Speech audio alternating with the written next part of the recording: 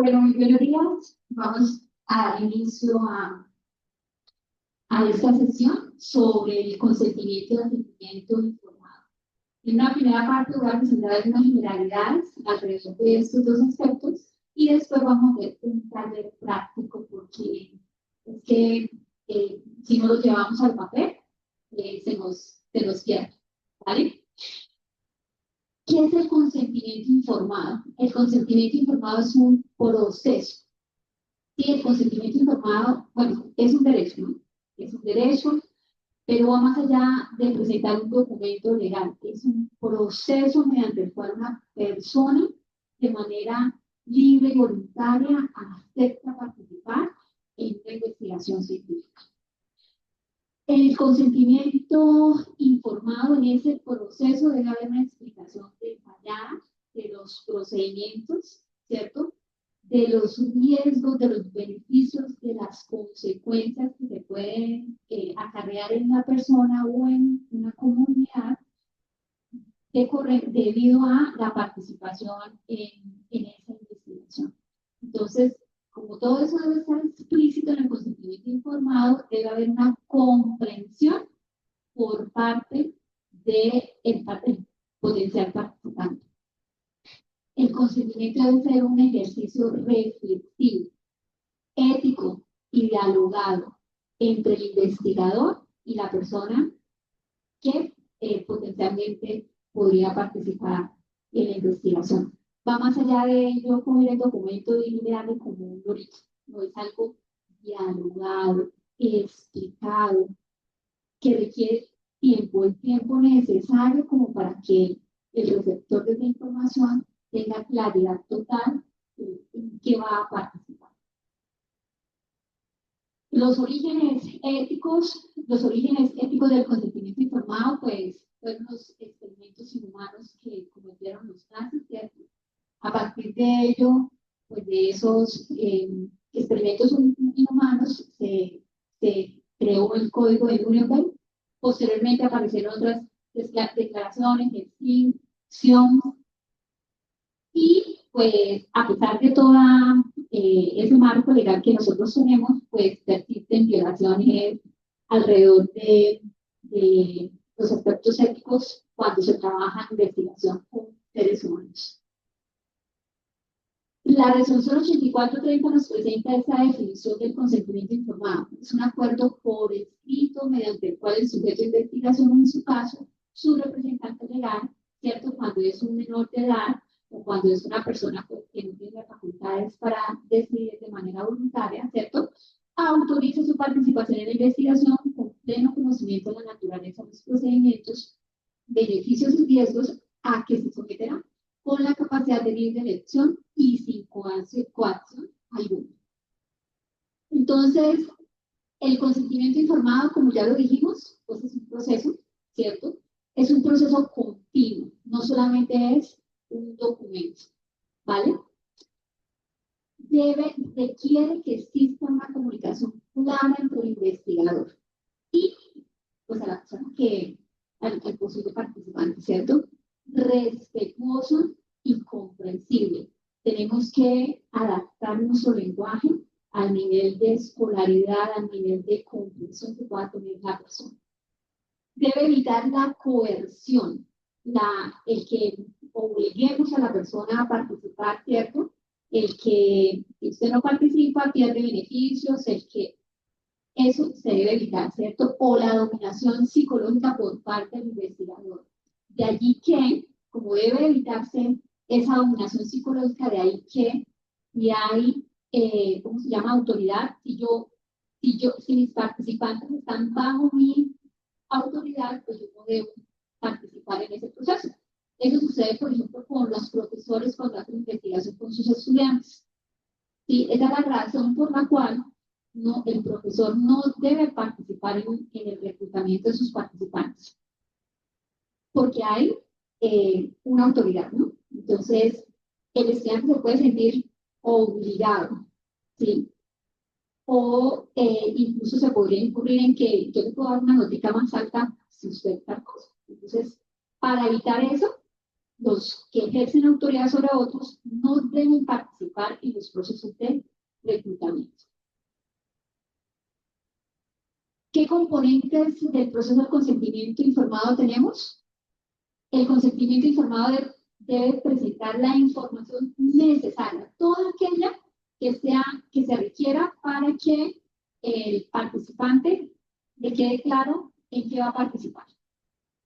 Debe haber un entendimiento de la información, entonces el lenguaje debe ser sencillo, adaptado, pues, como ya lo dije, a la edad y a la escolaridad de la persona. Quien va a firmar el consentimiento debe estar en capacidad de consentir, ¿sí? De aceptar que sí, efectivamente, él va a participar en la investigación. Y debe haber voluntariedad, ¿sí? No debe haber obligación, ¿sí? Pueden existir algunas limitaciones alrededor del consentimiento informado, la persuasión, ¿sí?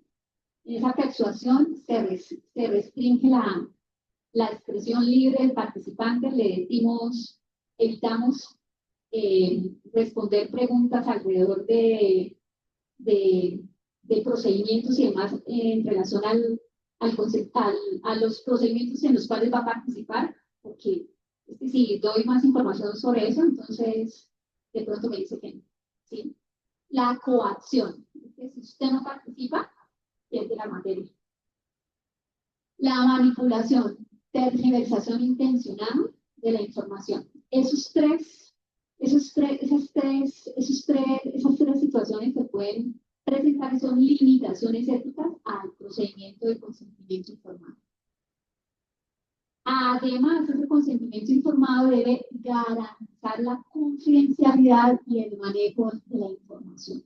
Nosotros tenemos que declarar en ese procedimiento, en el documento en sí mismo, de que los datos serán anonimizados, que nadie va a saber de quién corresponde, ¿cierto? Y el manejo de la información. ¿Quiénes van a acceder a la información? ¿Quiénes van a recolectar y quiénes van a acceder a la información? A veces en algunos proyectos de investigación participa un investigador principal, un codirector, pero además tienen estudiantes y además entonces si están en el hospital también la enfermera del servicio, el médico que hace la consulta, todos ellos tienen acceso a los datos, pero en el consentimiento no se declara, se tiene que declarar cada una de las personas que van a participar en ese proceso de recolección, de manipulación de los datos. Debe haber una aseveración de que se les va a hacer devolución de los resultados y retroalimentación. Las personas deben conocer cuáles son los hallazgos de la investigación. Una forma es, por ejemplo, allegarles el artículo científico, por ejemplo, se publicó, allegarles para que conozcan cuáles son los resultados. En muchas ocasiones uno participa, porque yo también he participado en investigaciones y ¿qué pasa con eso? Si nos encuestaron o no sé qué, pero ¿qué pasaría? No sabemos. Tenemos ese derecho a la información, al conocimiento de los resultados, a la retroalimentación. Debe haber un manejo de la fragilidad del investigado y del investigador. ¿Sí? Eso significa que pues es que la persona de la investigación, ella tiene derechos, ¿cierto?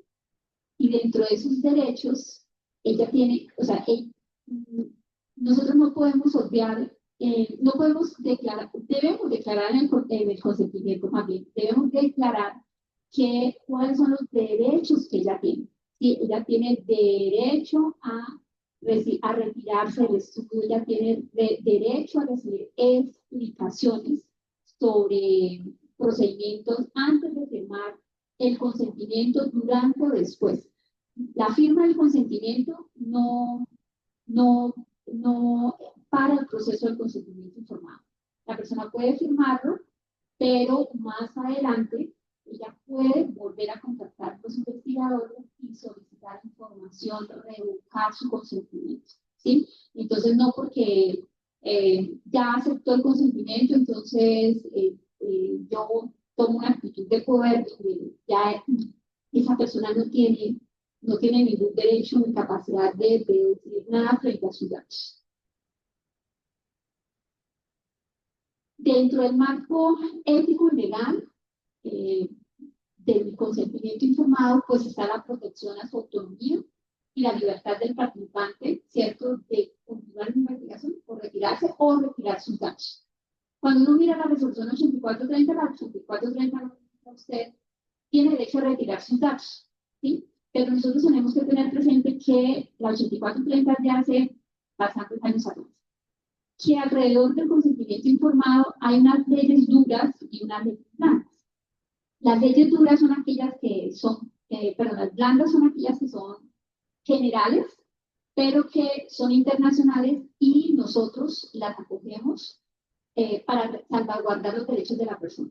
Y hay unas leyes que son duras, que son propias de los países, por ejemplo, la China.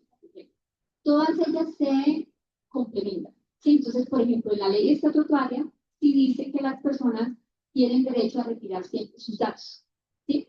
Entonces, algunos dirán, no, pero es que el consentimiento informado solamente dice que debe haber esas declaraciones. ¿Por qué me piden que también tengo que declarar que la persona tiene derecho a retirar sus datos? Porque la estatutaria, ¿sí?, que ayuda a complementar y a salvaguardar los derechos de los participantes, allá lo dice, ¿sí? Entonces, es eso, no solamente es que la 8430 dice esto, no, es que hay otras normas que son blandas, a través de las cuales se complementan el consentimiento informado en nuestro país. Entonces, tenemos que tener presente esas otras normas que existen, ¿cierto? Y importante que los comités de ética deben autorizar excepciones justificadas. Nosotros decimos que todo proceso de investigación debe tener la firma del consentimiento informado, ¿cierto? Sin embargo, hay ciertas situaciones donde se puede solicitar la dispensa del consentimiento, ¿cierto? ¿En qué situaciones? Cuando la investigación no representa un riesgo mayor que el mínimo de los participantes, cuando no se toman datos sensibles. Datos sensibles, los datos pueden ser clasificados como personales y no personales. En los personales están los datos sensibles. Y los datos sensibles son aquellos que son relacionados con la salud y con la orientación sexual de la persona. Entonces, si yo voy a tomar un dato que tenga que ver con la salud, con aspectos sexuales de la persona, eso se considera dato sensible. Entonces, si no son datos sensibles, por ejemplo, en ciencias humanas, hay muchos procesos de investigación donde quieren conocer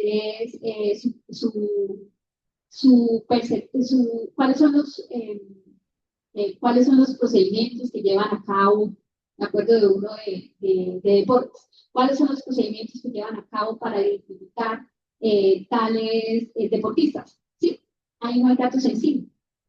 No es un dato relacionado con la salud ni con aspectos sexuales de la persona. Entonces, pueden solicitar, en esos casos, pueden solicitar dispensa de consentimiento informado. Sin embargo, es el comité de ética el que evalúa, ¿sí?, el riesgo en relación a esos datos y el que da la dispensa. Si no es el investigador, es el que se autodispensa. Es el comité de ética. Yo creo que al final, ¿listo? Más bien apúntala ahí. Bueno, el consentimiento informado debe ser una práctica ética constante, ¿cierto? Más allá, debe ser visto como un proceso que va más allá de la legalidad, de cumplir con un documento legal. Implica responsabilidad y compromiso por parte de los investigadores, ¿cierto? Es un proceso dinámico que respeta la dignidad del participante, su diversidad y sus derechos humanos. Miren, este flujograma muestra cuál es el proceso de obtención del consentimiento informado. Primero, yo identifico los potenciales participantes de mi investigación. Luego, yo valoro riesgos y beneficios, ¿cierto? ¿Es candidato? ¿Es una candidata para para mi proyecto de investigación? Sí. Entonces yo tengo que informarle sobre los procedimientos, sobre todo lo que tiene que ver con mi proyecto de investigación. Yo evalúo si la persona tiene competencia para consentir. Tiene competencia para consentir, entonces ahí ya le entrego el documento del consentimiento informado. Ella lo debe leer, ¿cierto? Yo debo estar atento a explicar todas las inquietudes que ella tenga y ella decide si otorga o no el consentimiento informado. ¿Listo? Ahora, la persona no es candidata porque no cumple los criterios de inclusión, ¿cierto?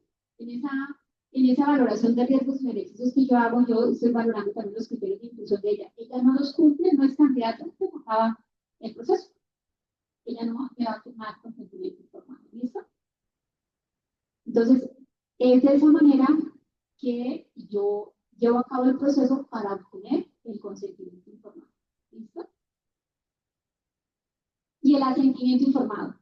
¿Qué es el asentimiento informado? Estoy hablando de consentimiento. ¿Quiénes firman el consentimiento informado? Los mayores de edad, ¿cierto? Pero el asentimiento, ¿quién lo firma?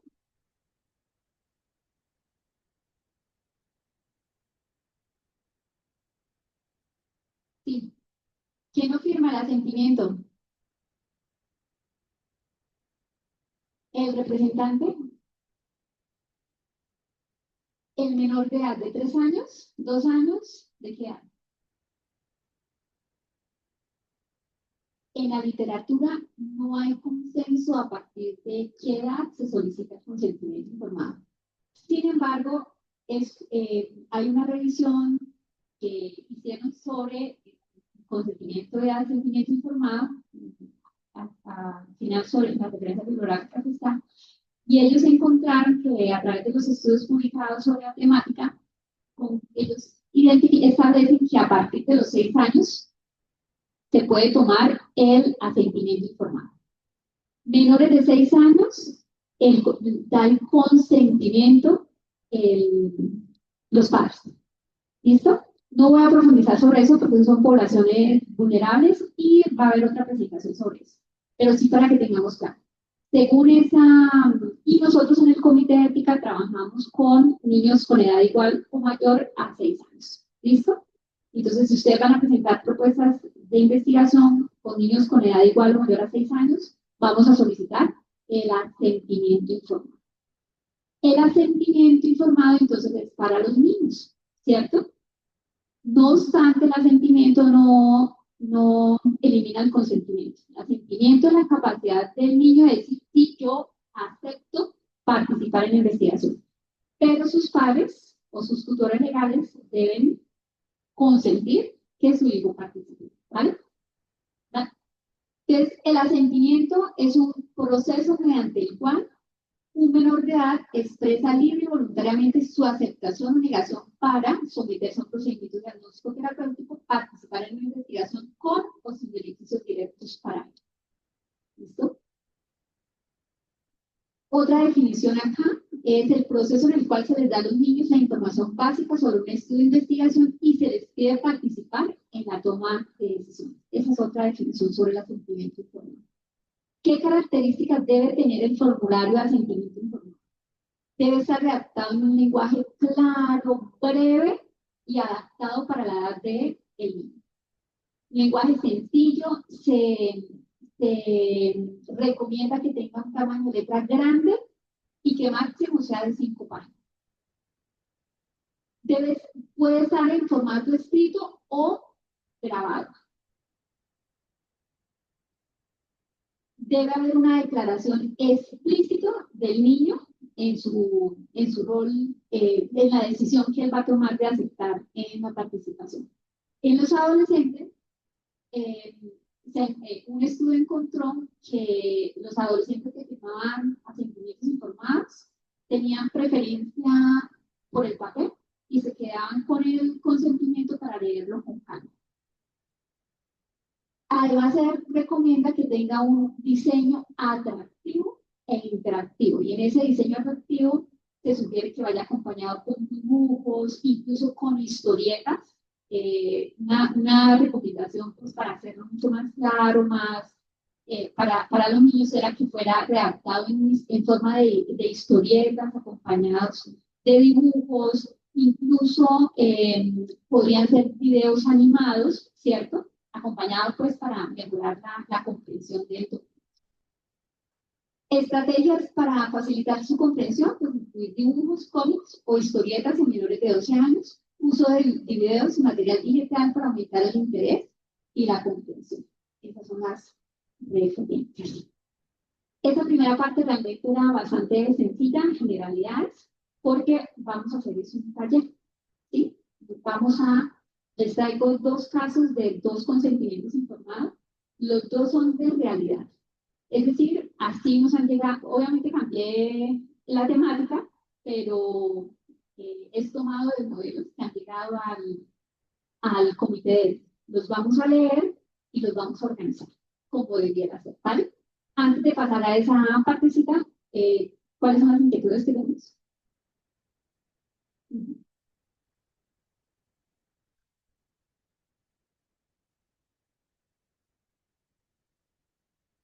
Uh -huh.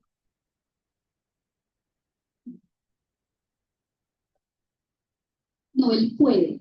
El profesor puede hacer investigación. Lo que pasa es que él no debe reclutarlos porque él ejerce poder sobre los estudiantes. Entonces, si yo soy su profesora, yo le digo, no, Pepi, hola Juan, ¿cómo está? Estoy haciendo una investigación. Créame que el estudiante solo por posición de poder él se siente, ¿sí? Él va a tener realmente la gallardía de decir, no, no me interesa que sea parte. ¿Sí?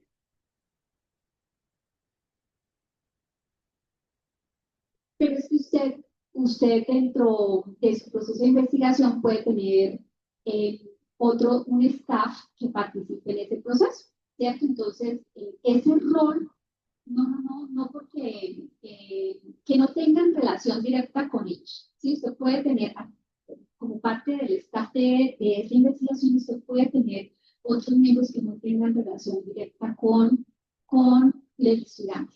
Entonces serían ellos los que estarían haciendo ese proceso de reclutamiento.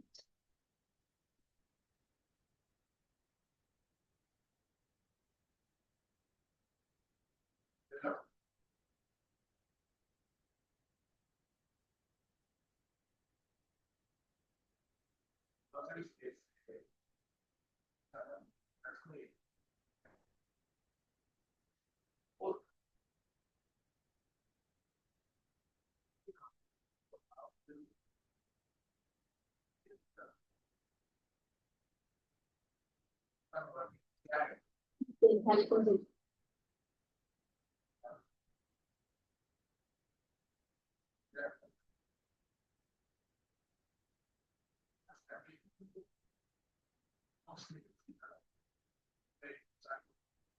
Mire, ahí hay dos corrientes. Una que dicen que incluso es más antiético no solicitar consentimiento informado. ¿Sí? Pero la norma le da ese poder al comité de ética para eh, dispensar, ¿sí? Para decirle al investigador, está bien, no necesita consentimiento firmado, ¿cierto? Pero el único responsable, o sea, el único que puede decidir eso, al valorar los riesgos, al valorar los datos, es el comité, ¿sí? Eh, y ahí hay dos corrientes. Por ejemplo, en ciencias humanas hay personas que nos dicen es que es mucho más antiético que no pidamos el consentimiento. ¿Sí? Es preferible pedirlo que no pedirlo.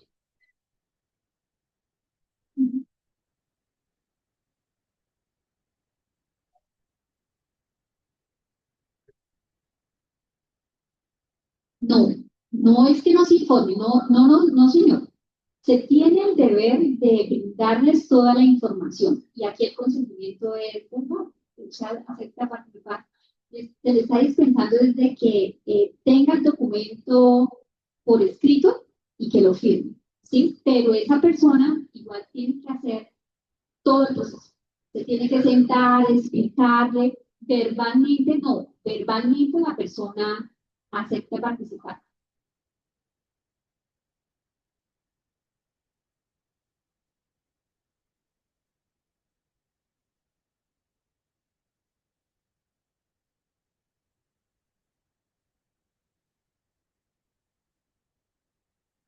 No, el comité de ética le dispensa hay un principio de buena fe, ¿sí? Nosotros tenemos un principio de buena fe con el investigado, ¿sí?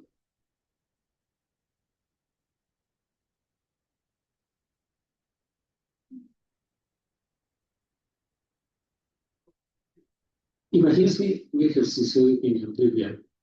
Obvio, yo le pregunto a usted si quiere participar, pero como no estoy tomando ningún dato, no estoy tomando ningún dato raro, yo solo quiero saber si le gusta o no le gusta, posiblemente de su edad, datos así multiplicares demográficos, potencialmente puede que se pueda dispensar ese tipo de información, que no es ni un dato de salud, ni un dato, o sea, no es sensible la información.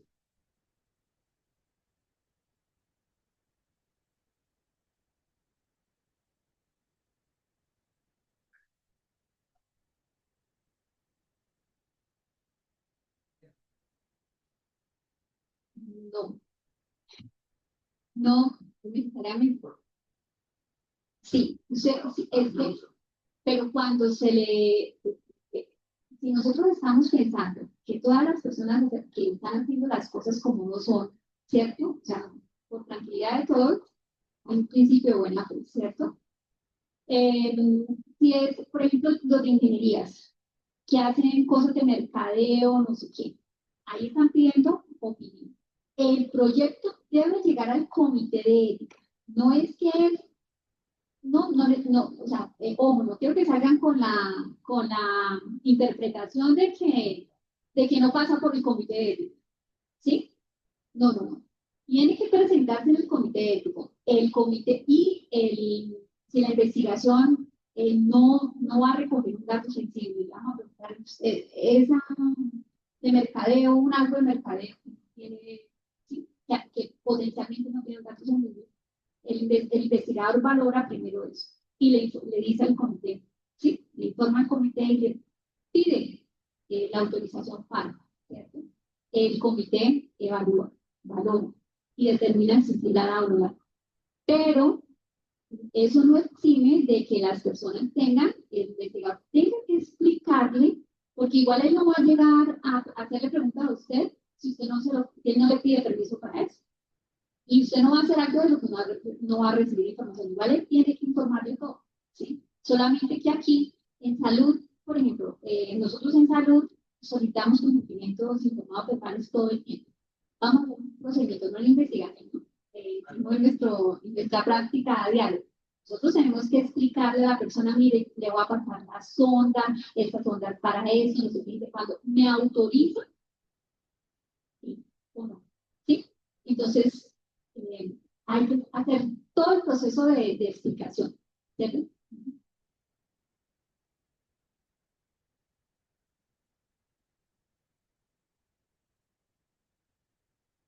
No es un dato de salud, no es un dato, hay que valorar.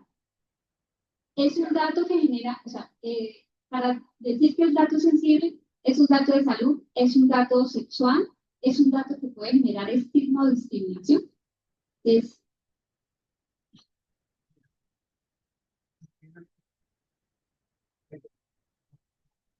perdón, profe.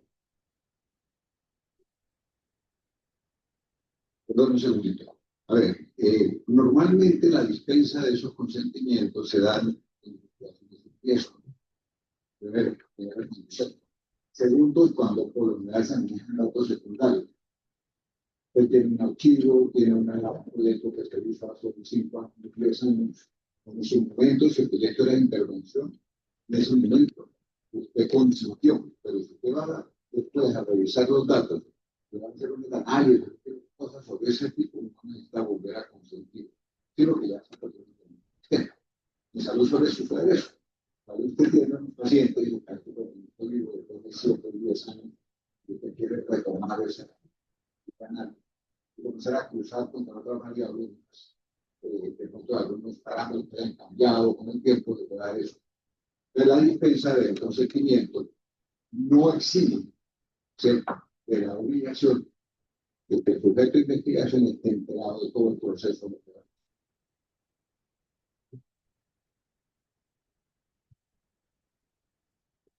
Yo creo que la pregunta no es nota, sino general, que es sensible, y la primera pregunta es al investigador. Recuerde que el comité no obliga a nadie a que pase por el comité, pero usted como investigador sabe que por lo menos tiene que informarle al sujeto de investigación que va a pedir datos, ¿no? Está diciendo, yo le voy a pasar la sonda, bueno, eso es asistencial. Yo le voy a preguntar su opinión, porque es un mínimo como de interacción entre las partes, pero el que diga sí puede ser verdad. O sea, yo no necesito tomar ningún dato.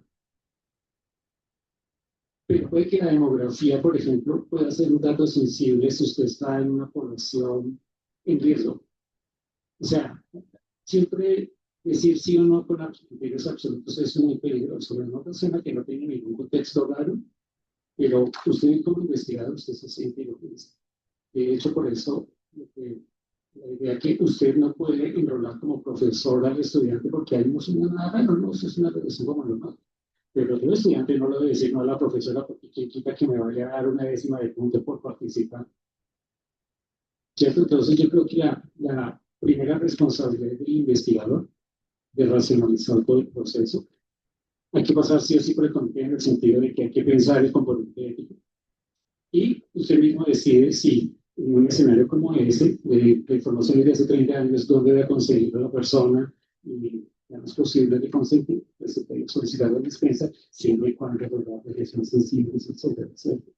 Entonces, yo estoy tratando de entender como que el consentimiento es un proceso de reflexión y que ese proceso de reflexión comienza en el investigador y que el consentimiento no es, y yo creo que todo el mundo, ustedes alguna vez había que le tomen sangre, usted va a pagar y le dan un papelito firme. Y uno ya le tomaron una muestra de sangre y cuando está pagando es que lo está firmando. ¿No les ha pasado? Yo tengo ese ejercicio, a mí me pasó, yo hace un tiempo fui a que me hicieron un examen en una clínica privada, porque la universidad se va a entrar un montón, ¿no? Y me tomaron una muestra. Y cuando fui a pagar, me dijeron, y el consentimiento firmó, yo leí, en serio, ya fue, ¿cierto? Entonces, no es un documento en el sentido trivial de usted lee los términos de servicio de cualquier cosa.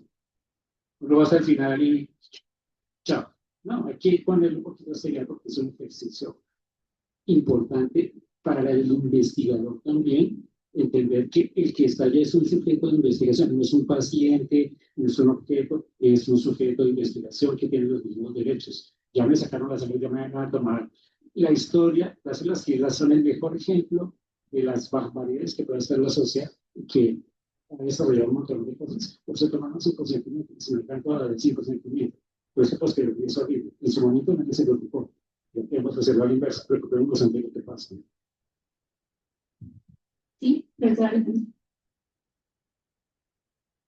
Buenos días, yo soy de la Facultad de Ciencias Humanas, un poco en estudios relacionados con educación, pero también en el área de salud.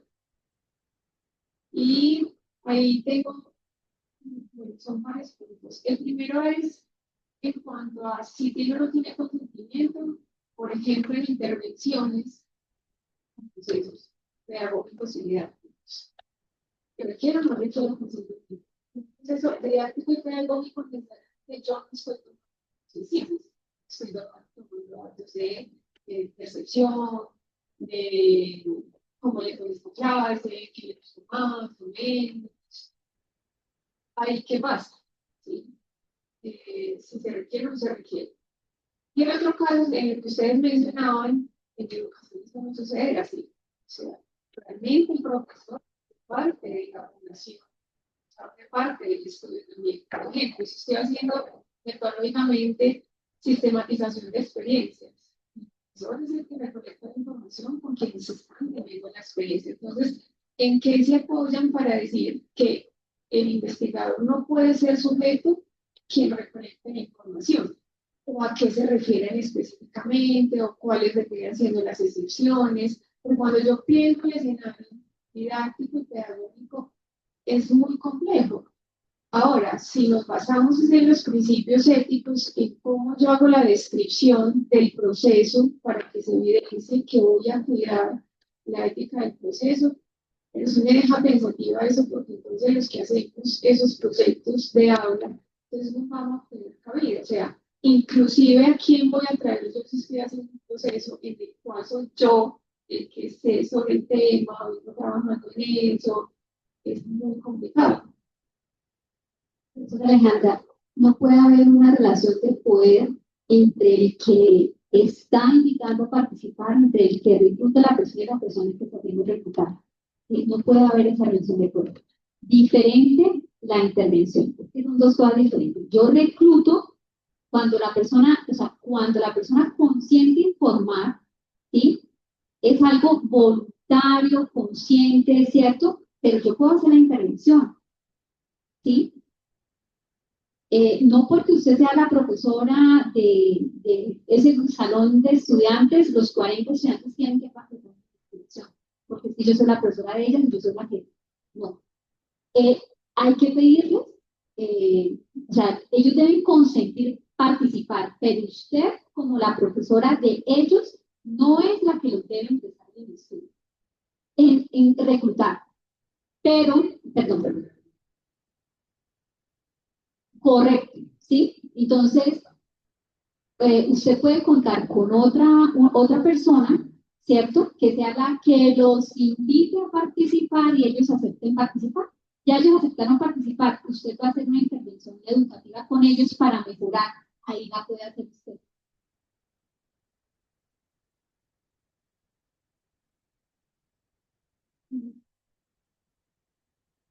Estudiantes de educación física.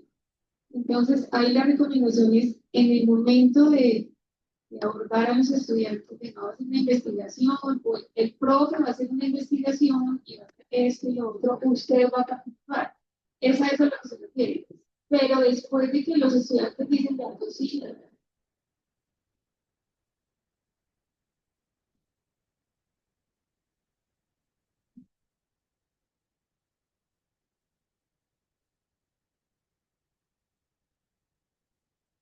Voy a poner con los estudiantes. Si usted dice a los 40, voy a hacer una investigación, los 40 participan. ¿En qué momento consentimos? Entonces, el ejercicio es que usted es parte de la investigación porque usted es el investigador. Pero el error de para evitar la corrupción lo tiene que hacer un tercero, que no tiene que ser un experto, puede ser un estudiante, otro profesor, un tercero que siempre diga, pues usted quiere participar, ¿sí o no? Después, cuando la persona dice, sí participo, pues ya es el proceso de investigación común y corriente. Es que la corrección es una cosa muy complicada. Y en términos del aula, casi que se da de facto por el hecho de que el uno tiene una posición de poder y el otro no. Póngase a la inversa. ¿Usted le diría a un profesor que le dice vamos a hacer una investigación? Es complejo. Ahora, que el profesor solo trabaje con 20 y no con los 30, no, porque no se le puede negar el servicio a los que decidieron no participar, dicen en términos de salud. Usted participa en esta investigación y lo seguimos tratando. No, eso no tiene nada que ver. Usted participa en la investigación y hace parte del grupo del cual es investigado. Pero usted recibe exactamente los mismos beneficios que toda la población que participe y no participe. Porque hay que mantener el principio de equidad, ¿cierto? Y hay que ser justos.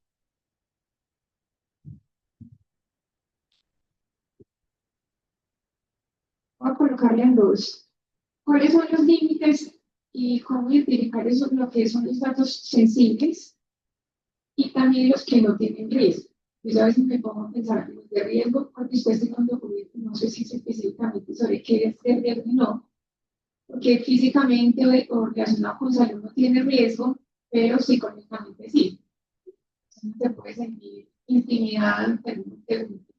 Entonces, Entonces, ¿qué significa eso de tener riesgo? No, y los datos sensibles, aunque la bloquearlo va a haber una posición después. Y ahorita usted mencionaba que no estamos obligados a pasar por comité de ética, pero la reglamentación dice que si es investigación, sí, ¿no?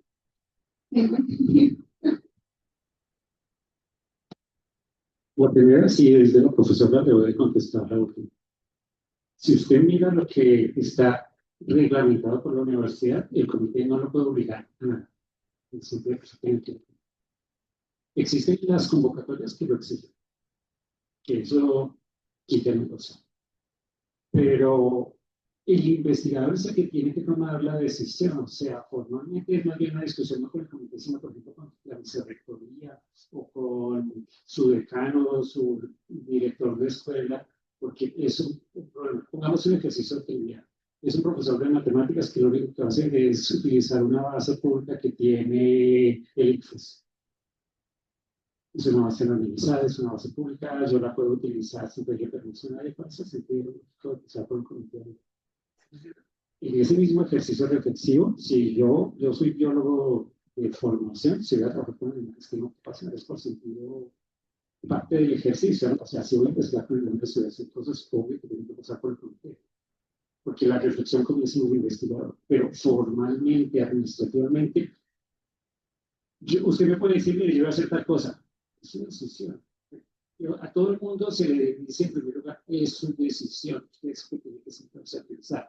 Lo mismo que la decisión de cómo hacer el enrollo y demás, si voy a solicitar la dispensa o no, porque pues también vamos en el otro lado, los investigadores se autodispensan, que es muy común que los investigadores digan que como yo no tengo riesgo en esta investigación, entonces me autodispenso. El ejercicio de pensarlo para mí como persona que está en el comité es más importante sentarse a pensarlo y al final llegar a tomar la decisión de que no tiene que pasar. Sí, está el COI es otro negocio, pero es el COI, ¿no? Es la vicerrectoría, es la convocatoria, es el ente financiador, no es el comité. El comité no lo puede obligar. Bueno, primero con respecto a los datos, es importante aclarar que en Colombia no existe ninguna ley, norma, que nos diga cómo se debe hacer protección de los datos aplicados en investigación. Sí, no lo hay. Como no lo hay, existe entonces la ley estatutaria, ¿cierto?, de protección de datos, se toma de allí esos aspectos y se llevan a la investigación. ¿Sí? O sea, en eso hay que ser firme. Y la ley estatutaria, justamente la ley de protección de datos, el decreto 1377 de 2013, define qué son los datos sensibles. Los datos sensibles son los datos relativos a la salud, a la vida sexual y los datos biométricos. Aquí dice datos personales, cualquier información vinculada que pueda asociarse a una o varias personas naturales determinadas o determinadas. Y dentro de aquellos están los datos sensibles, entendidos como aquellos que afectan la intimidad del titular o cuyo uso indebido puede generar discriminación. Y luego en el artículo 3.3 son datos sensibles, entre otros, los datos relativos a la salud, a la vida sexual y los datos biométricos. Entonces, nosotros decir acá de manera concreta, es que eso no ahí tiene licencia porque no es dato sensible, no. Por eso siempre en el comité de ética se pide el formulario que se va a aplicar, ¿cierto? Por eso siempre debe ir con el instrumento o con las preguntas que van a aplicar, porque pues el evaluador valora, ¿cierto?, esas preguntas y a través de ellas, de esa valoración se dice, no, sí, pues definitivamente no es un dato sensible, podría, ¿cierto? Entonces, aquí no hay absolutos, ¿sí? No podemos decir, en esa situación definitivamente no aplican, hay que valorar, ¿listo? Qué pena, profe, es que aquí sí, le voy a dar la palabra a la señorita, ya estamos aquí.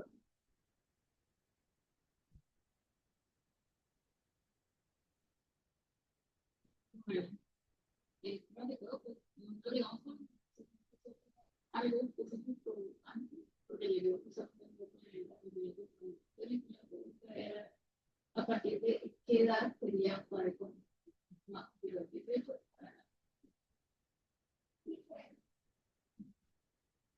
que hay unos perros, sí, nosotros los mayores de edad que estén en capacidad de consentir, ¿cierto? Porque podemos tener mayores de edad con trastornos cognitivos, con ciertas situaciones que no les permite consentir. También tenemos mayores de edad, pero que están, por su estado de salud, están inconscientes y ellos no pueden consentir. El consentimiento lo firma el representante legal, ¿cierto? Pero también tenemos otras situaciones de las que no quisiera hablar acá, las van a profundizar en otra presentación, pero solo para que no. ¿Ustedes de qué programa es? ¿De química? Bueno, si se hace investigación, solo voy a mencionar eso, si se hace investigación en madres mayores de 14 años, ya ellas por edad sería asentimiento, pero no. Ya fueron mamás, ya pasan a firmar consentimiento, ¿sí? O sea, hay ciertas excepciones, ¿vale? En términos generales, consentimiento, mayores de edad que tienen capacidad de dar de aceptar participar. Y el asentimiento con niños igual o mayor a 6 años de edad.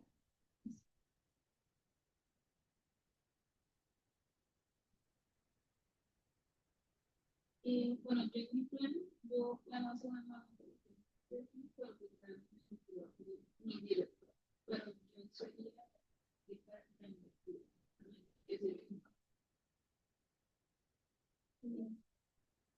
es mi, pero es mi directora, voy a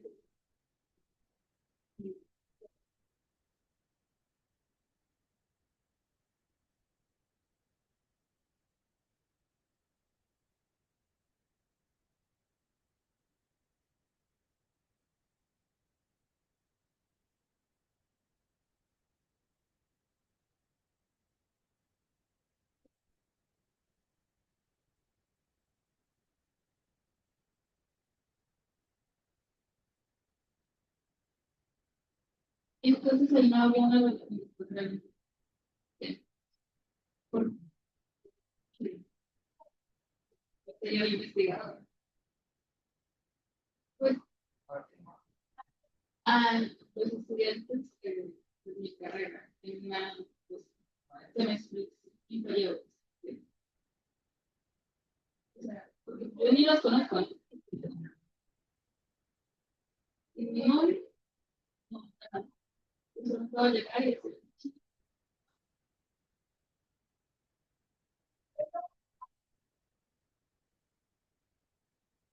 Sí, claro, es que lo que nosotros hemos planeado es darle información. Ahí sí que publicar.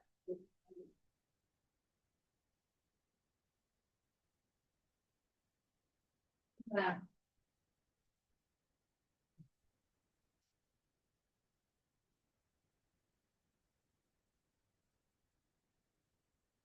Una cosa es el aplicar el consentimiento, como le está diciendo acá el profesor, y otra cosa es aplicar el instrumento. Sí, entonces usted tiene que mirar dentro de lo metodológico, pues primero partamos de que el investigador principal es usted. Cuando haga el reclutamiento, usted puede hacer el reclutamiento porque usted no tiene relación de poder con sus compañeros, ¿cierto? Pero desde lo metodológico, ahí sí tienen que mirar si en la metodología exige que sea el director de su tesis el que aplique el instrumento, o sea, porque la metodología lo exige, no porque sea obligatorio que él tenga que aplicar. ¿Sí? Entonces, hay que separar el proceso de reclutamiento de sus participantes con el desarrollo metodológico. ¿Cierto? Entonces, en lo metodológico ustedes mirarán cómo lo van a llevar a cabo de acuerdo a quién hace qué de acuerdo al diseño del estudio, ¿cierto? Pero el reclutamiento lo puede hacer usted, ¿sí? A pesar de que usted sea la investigadora principal, porque no hay relación de poder. Usted es par, realmente usted es un par de sus compañeros. ¿Otra pregunta?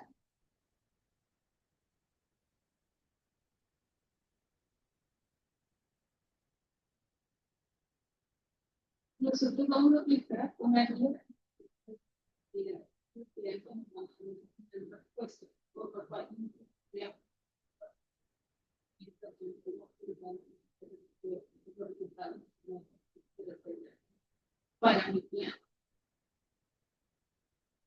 Sentimiento informado informado debe quedar claro los procedimientos en los que deben participar los sujetos de investigación. Dentro de esos también debe ser declarado qué tipo de información se va a recolectar y qué uso se le va a dar a esa información, ¿cierto? Todo eso debe estar detallado dentro del consentimiento informado. Ah, y otra cosa importante. Dentro del consentimiento, porque surge de que después hacen análisis secundarios con esos datos. Si el investigador prevé que más adelante se puede utilizar esa información para desarrollar la parte de, ¿cierto? Dentro del consentimiento se le debe solicitar autorización a las personas para utilizar esos datos en otras investigaciones, ¿sí? Porque cuando ellos consienten, si no le piden esa autorización, ellos van a consentir participar en eso que en un momento determinado del tiempo van a hacer, no en otros en futuros. Entonces, eso debe estar ahí. Van a tomar fotografías, deben solicitar autorización de la toma de fotografías, ¿sí? Van a grabar. Eso es muy utilizado en investigación cualitativa, hacer grabaciones. También deben solicitar información para grabar, para tomar fotografías y deben asegurarles a las personas que esos registros solamente van a ser utilizados, ¿cierto? Científicos para el reporte de su tesis, pero que en ningún momento se va a mostrar la identidad de las personas, ¿cierto? Eso debe estar ahí en el consentimiento. Y los tiempos también. Nosotros no recabamos información de nuestros participantes de manera indefinida, temporal. Solo en algunas excepciones, o sea, aquí no hay absoluto, ¿no? Pero sí hay excepciones que valora el comité de ética. Por ejemplo, los historiadores recogen información que en el tiempo es infinito, porque es historiador, ¿cierto? O sea, ellos sí, la información es supremamente importante, la de hace 2000 años. Entonces se valoran esas particularidades. En ese caso, tiene todo el sentido que el investigador diga que mantendrá la información de manera indefinida, pero tiene que declarar dónde la va a guardar la información. Y eso también va en el consentimiento informado. ¿Dónde va a guardar la información? ¿Quiénes la van a custodiar? Entonces, una vez usted recoge la información, genera una base de datos, se almacena la información, el custodio es el profesor de planta de la universidad.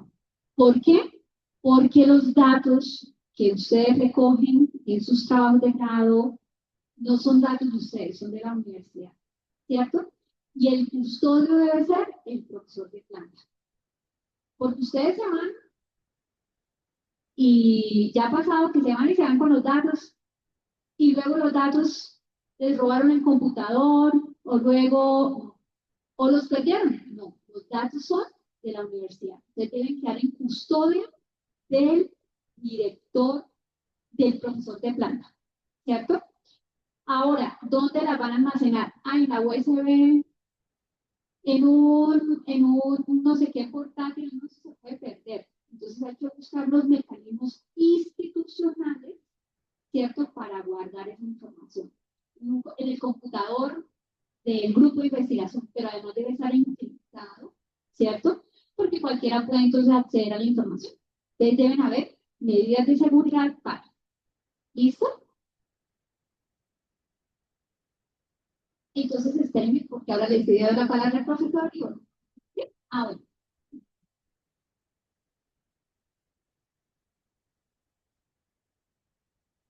Hola, buenos días. Yo quiero enfocarme en el apartado de reclutamiento. Entiendo que cuando se lleva a cabo el reclutamiento ya hay un aval del comité respecto al protocolo y lo que se va a llevar a cabo. En la parte del reclutamiento muchas veces existen varias herramientas y instrumentos para informar a la gente para que pueda participar en el estudio. Respecto a esas herramientas e instrumentos, deben estar también avalados por el comité de ética y cuál es el proceso. Claro, cuando ustedes envían su protocolo de investigación al comité de ética, bueno, primero ya, si es trabajo de grado, debe contar con las evaluaciones de sus evaluadores. ¿Cierto? Ya va con el aval del comité de trabajo de grado, ¿cierto? Y antes de que inicie la ejecución de la investigación, ustedes lo presentan al comité de ética, a la página del comité de ética. Hay un checklist con los documentos que deben presentar para que el comité de ética los valore en el trabajo. El trabajo ya debe llegar con el detalle. Vamos a hacer un proceso de reclutamiento de estudiantes del programa de química de todos los semestres. Y ya, punto. No, tiene que estar el detalle. ¿Cuántos van a reclutar? ¿Quién lo va a reclutar? ¿Cómo los van a reclutar? ¿Cierto? ¿Qué instrumentos? Los formatos. Esos formatos serán aplicados a través de papel. ¿Sí? Va a ser a través del computador o va a ser los instrumentos de la investigación, ¿no? Los instrumentos de la investigación ellos van a utilizar un link, ¿cierto? Donde podrán acceder a un formulario, pintar parte. Todo ese detalle tiene que estar. Todo el detalle. ¿Listo? Lo mismo si amerita aplicación del consentimiento, si se va a aplicar consentimiento informado, tienen que presentar el consentimiento informado, ¿cierto? Y el ideal es que sea en papel por aquello de la firma, ¿sí? Las firmas copiadas y pegadas no son firmas, ¿sí? No son válidas, ¿cierto? Entonces, pero hay alternativas, ¿sí? Hay alternativas. Como por ejemplo, de que se haga una videollamada, se grabe, y se grabe a la persona firmando el consentimiento y luego lo devuelven. O sea, hay unos mecanismos para, ¿sí?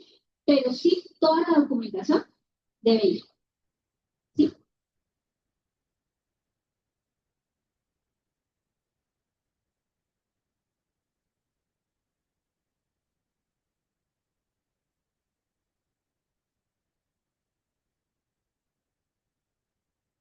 Una cosa es la convocatoria, porque cuando ustedes pueden convocar a los participantes de la investigación, ustedes pueden declarar que para el reclutamiento la convocatoria de los participantes será por carteles publicados en la universidad, por entrega de folletos. Eso no lo tienen que enviar, ¿sí? A nosotros nos interesa el consentimiento informado y los instrumentos que van a cumplir. Y el mecanismo, ¿sí? Entonces, ¿qué sí declaran? Bueno, se van a colocar carteles el cartel va a contener tal cosa, eso sí no lo cuento, ¿cierto? Pero, ¿qué va a valorar específicamente el comité ético? La forma como ustedes, o sea, cómo van a hacer esa divulgación de la información sin que les entreguen los folletos, los papeles, etc. El consentimiento informado, los instrumentos y la declaración a través del cual los instrumentos serán aplicados. Sí, y el tamaño de la muestra. Y obviamente ese tamaño de la muestra tiene que tener una lógica, ¿no? Entonces tiene que haber una racionalización de esa muestra, ¿no? Es decir, ustedes utilizan a través de una fórmula, o es que los disponibles, o sea, la cuestión es que tiene que haber un argumento, no solamente decir el tamaño de muestra serán 40 estudiantes. Sí, o sea, tiene que haber una justificación para ese tamaño de muestra. Criterios de inclusión, criterios de exclusión. De una vez aprovecho para recordarles, el criterio de exclusión no es lo opuesto al criterio de inclusión. Y la no firma del consentimiento informado no es un criterio de exclusión, ¿cierto? Entonces, ustedes excluyen los que potencialmente pueden incluir en un estudio. Es un ejemplo. Yo voy a hacer un estudio con adultos mayores, ¿cierto? Entonces, mis criterios de inclusión, que sean personas con edad igual a 60 años, que residan en los barrios que cuenten con servicio de teléfono. Entonces, van a llamar y internet, todo sea porque criterios de exclusión, que tengan problemas de sordera, ¿sí? Que tengan diagnóstico médico de sordera, no sé qué, o algo. Bueno, eso. El criterio de exclusión es las personas tienen los criterios por los cuales pueden potencialmente entrar a la investigación, pero hay algo que los puede excluir después de que ellos son potenciales para la investigación. La firma, que no firma el consentimiento, ¿sí? No es criterio de inclusión. El que no me completen los criterios de exclusión colocan a veces no completar los instrumentos. Eso tampoco es un criterio de exclusión. Una cosa es lo que usted no considera para el análisis de datos porque la información está incompleta, y otro diferente es que usted excluye a esa persona de participar en el estudio porque no atiende los criterios que se requieren, ¿vale? Son cosas diferentes. Entonces, todo ese detalle tiene que estar en la propuesta. Así como usted tiene que decir quién va a guardar y quién va a hacer qué, ¿sí? ¿Quién va a hacer qué? La información no se la van a guardar, durante cuánto tiempo, etc.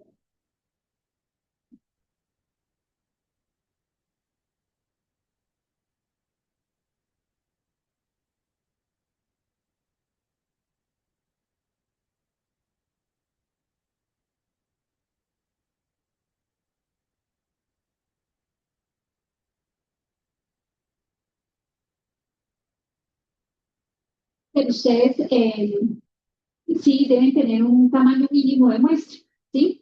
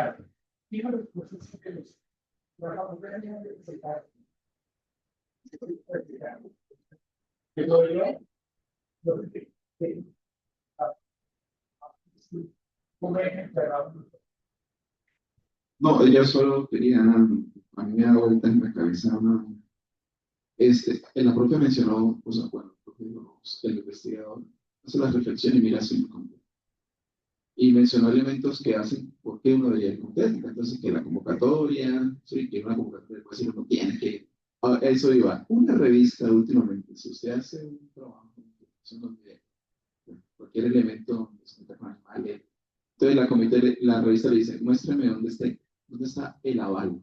Entonces, si usted no tiene aval, la revista no va a publicar eso. Entonces, esa reflexión tiene que haber.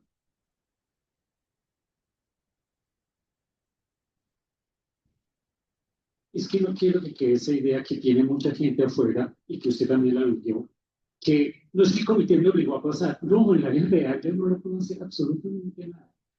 Si usted me dice, es a la inversa, muchas veces nos mandan cosas que no tendrían que pasar, que decimos, pues, listo, ya pasa. Porque la vicerrectoría tiene una lista de chequeo, si alguno da así, pasa.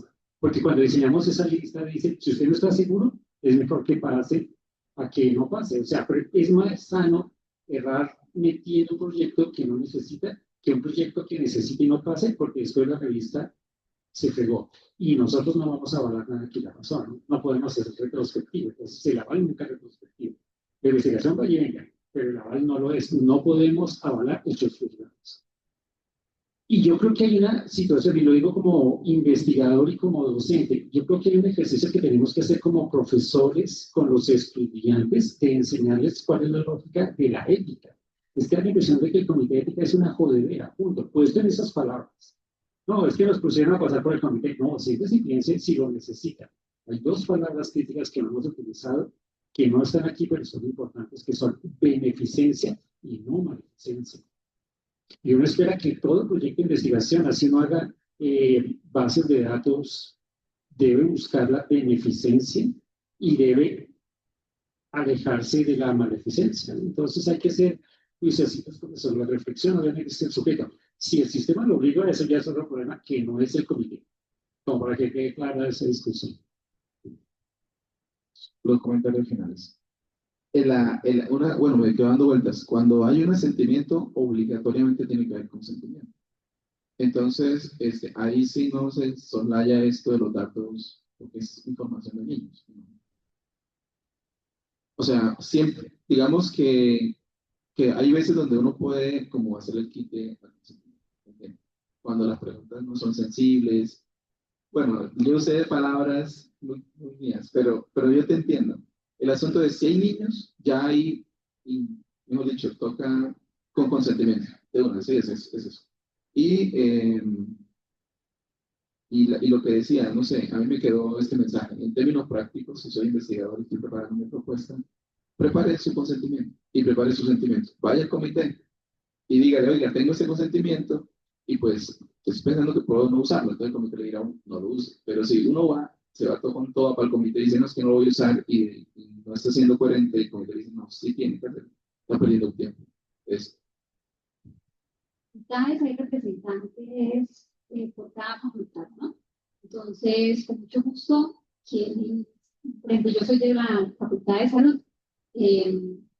Yo siempre les digo a todos los investigadores, con mucho gusto, la inquietud y demás que tengan, con mucho, o sea, eso es abrir espacios porque nosotros también tenemos la responsabilidad de capacitar, ¿no? De asesorar.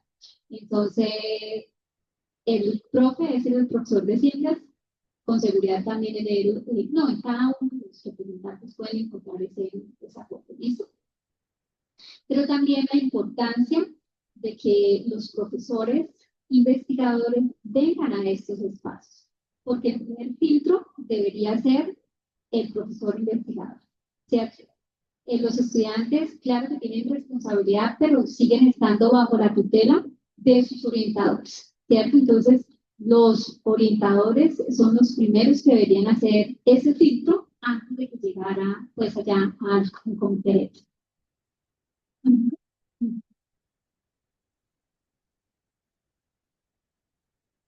Qué pena, tengo una pregunta respecto a lo que dijo el profesor, ¿sí? Y para los dos, cuando, por ejemplo, tenemos dos grupos diferentes, es decir, se tiene, por ejemplo, egresados y se tiene estudiantes, y deseo comparar algo, una trazabilidad, no sé, de la carrera, algún aspecto, ¿sí?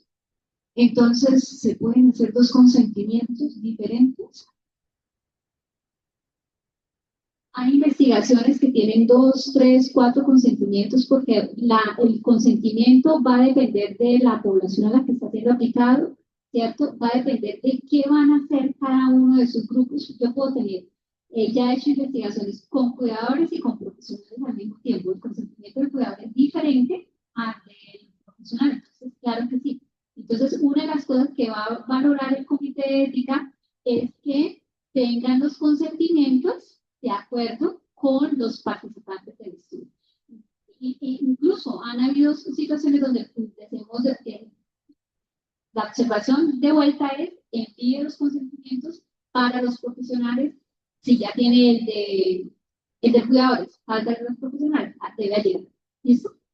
Vamos a responder a la última pregunta y pasamos a la sesión del ejercicio del consentimiento tomado. ¿Vale? Tengo dos. Una es, ¿qué pasa? Los instrumentos que están dentro del consentimiento informado. Tenemos estudios que, de acuerdo a la proyección y el plan de trabajo que uno plantea desde el inicio, pues se queda corto y a veces es necesario utilizar un instrumento más o una técnica, ¿cierto?, adicional. ¿Cuál es el proceso a seguir ahí? Porque, claro, inicialmente la persona no firmó eso dentro del consentimiento.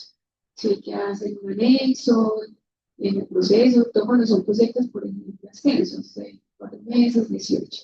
Y la segunda, que ahorita lo va a tratar en el siguiente espacio, es, han habido unos reclamos de algunos profesores de la facultad porque los consentimientos están volviendo excesivamente largo, ¿cierto? Y a veces no hay claridad también de qué tan largo y cuál es el contenido que debe tener el asentimiento. Entonces, pareciera que el asentimiento tiene un resumen del consentimiento más la información para el menor de edad. Y el consentimiento está sumamente extenso. Entonces, y hay como un temor ahí de por qué hacerlo extenso y explicar y replicar lo que se colocó en el trabajo para que no vayan a decir que no. Pues hasta dónde están esas libertades de yo poder ser un poco más explícita en el consentimiento.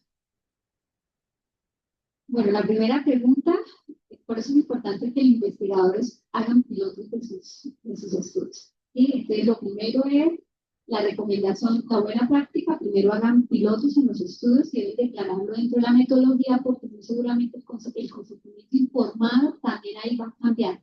Un consentimiento para el piloto y un consentimiento para... Si usted tiene piloto, usted se da cuenta de qué aspectos debe mejorar, incluso en la forma. Usted pensó que iba a aplicarlo, que hacerlo con un link virtual, el recoger la información era viable, pero eso se dio cuenta que no, ¿cierto? Entonces, la importancia, la buena práctica de que se hagan pilotos, ¿cierto? Para evitar que usted se dé cuenta que no debería utilizar este instrumento, sino otro. Entonces, hay un comité de ética, en la metodología usted declararía el piloto, envía los consentimientos del piloto y hace la declaración de que se harán los ajustes, ¿cierto? Para el estudio principal, de acuerdo a los hallazgos del piloto, ¿cierto? Y presentará los consentimientos informados que prevé utilizar en el principal. Usted, si hace cambio significativo de instrumento de un algo de ese piloto, usted le informa a este comité, usted manda una comunicación y le dice al comité que explica que debido a tal cosa, no sé qué, te hace tal ajuste, tal cosa. Entonces, te envía la comunicación al comité informándonos. ¿Sí?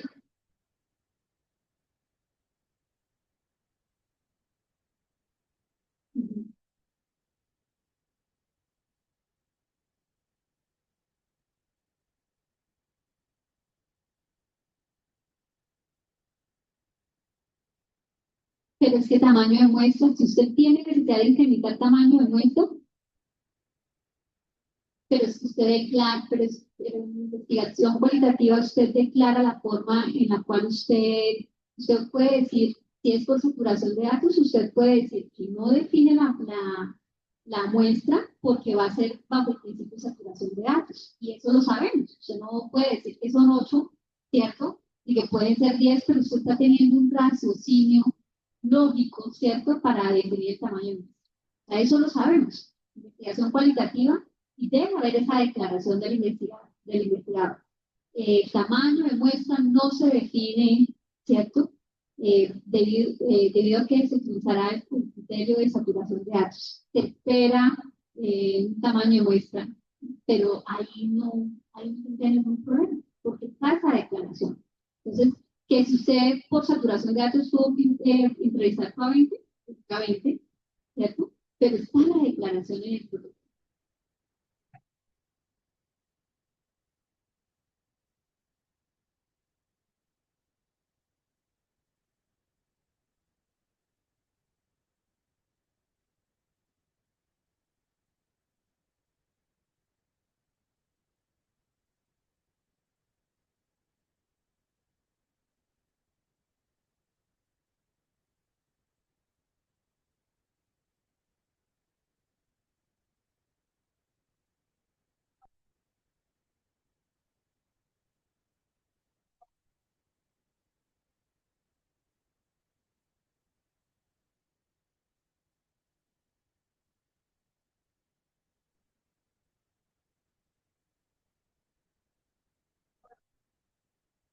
Envía la comunicación al comité de ética e informe, ¿sí? O sea, si no impacta, ¿qué va a evaluar el comité de ética?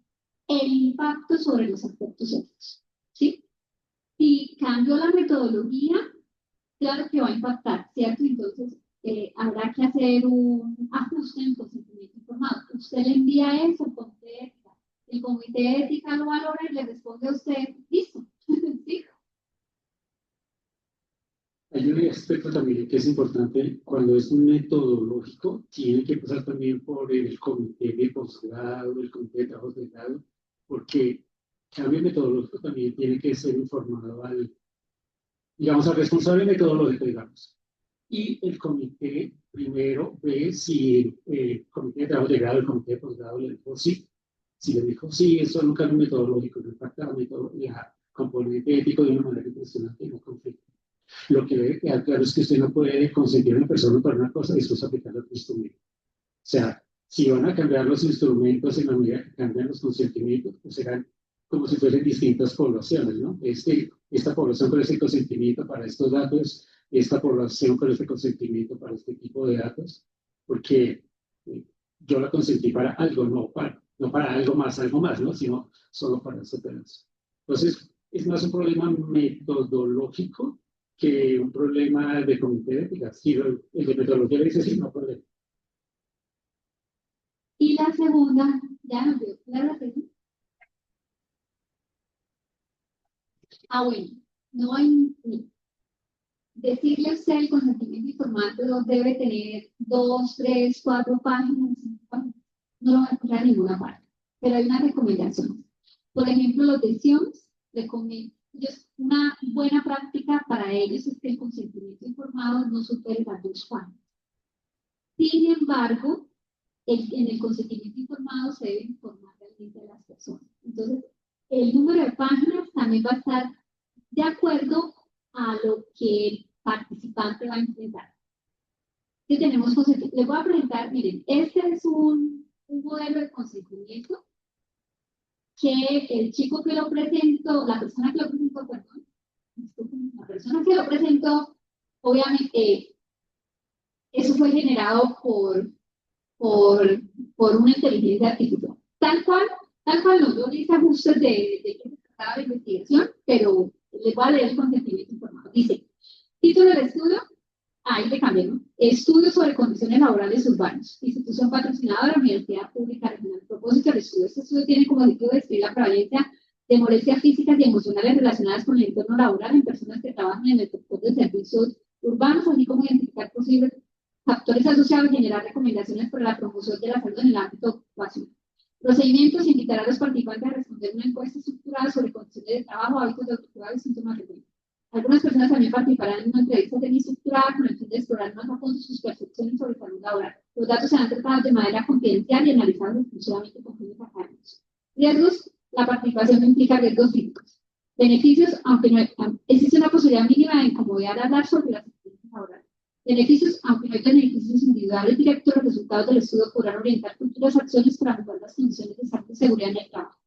Confidencialidad, toda la información será confidencial, los datos personales serán codificados y ninguna pública. Esto permitirá identificar a los participantes. El manejo de la información cumplirá con las normas nacionales de protección de datos personales. Su participación es completamente voluntaria, puede negarse a participar o retirarse del estudio en cualquier momento sin justificación y sin que eso tenga consecuencia para usted. Contacto tal. La persona quedó, ustedes leen ese consentimiento y ustedes realmente saben qué van a hacer. No, no saben. Y tienen muchas palabras, pero no dicen. O sea, si a mí me pasan este consentimiento, yo no tengo ni idea de qué voy a hacer, cómo, dónde y quién. ¿Sí? Entonces, no, es que a veces tenemos consentimiento, nosotros también lo decimos, qué consentimiento tan largo y no dice lo que debe decir. ¿Sí? Entonces, aquí no se trata del número de palabras, se trata de que tenga aspectos que debe contener. Yo les traje acá para el ejercicio. Identificación del estudio, el título del estudio, el número de protocolo, nombre del investigador principal, y si respalda el estudio, patrocinador se aplica. Cuando son estudiantes, ¿qué les solicitamos? Que el consentimiento se inicia como una invitación, nos invitamos a participar de la cosa. Pero cuando son estudiantes, nosotros solicitamos que la invitación sea, en esa declaración se diga que ese trabajo es de Pepito Pérez, estudiante de la maestría de tal cosa, que es para el conducente para su título, ¿cierto? Porque ¿qué pasa? Nos siguen llegando los consentimientos y dicen, lo invitamos a participar en una investigación que está realizando la Universidad Industrial de Santander para saber tal cosa. Cuando usted afuera, las personas del común tienen una imagen de la universidad. Cuando usted les dice es una investigación de la Universidad Industrial de Santander, está generando una expectativa, ¿cierto?